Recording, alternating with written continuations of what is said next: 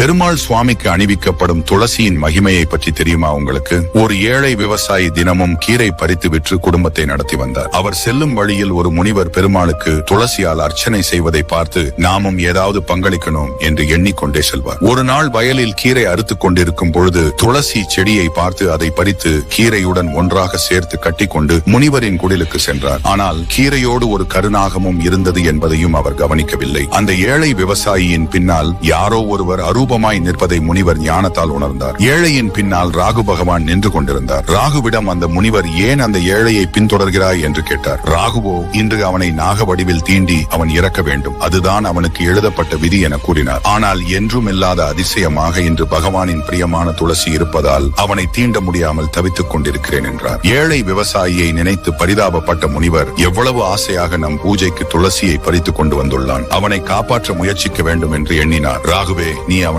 தீண்டாமல் இருக்க ஏதேனும் பரிகாரம் உள்ளதா என்று கேட்டார். ராகுவோ, சுவாமி, நீங்கள் இத்தனை நாள் பூஜை செய்த புண்ணியத்தின் பலனை அந்த ஏழைக்கு கொடுத்தால் அவனது சர்பதோஷம் நீங்க பெறுவான், அதனால் நான் அவனை தீண்டாமல் சென்று விடுவேன் என்றார். தன் பல வருட பூஜையின் புண்ணியத்தை அந்த ஏழைக்கு தானமாக கொடுத்தார். அது கிடைத்ததும் ராகு பகவான் மகிழ்ந்து மறைந்து விட்டார். கருநாகமும் மறைந்தது. முனிவர் அந்த ஏழை விவசாயியிடம் இனி தினமும் துளசி பறித்து கொண்டு வர வேண்டும் என்றார். பெருமாளுக்காக செய்த இந்த சிறிய சேவை தன்னை ஒரு பெரிய ஆபத்திலிருந்து காப்பாற்றியதை நினைத்து மகிழ்ந்தார் ஏழை விவசாயி. ஒரு சிறிய துளசி கூட பகவானின் அருளால் உயிரை காக்கும் என்பதற்கு இது ஒரு எடுத்துக்காட்டு.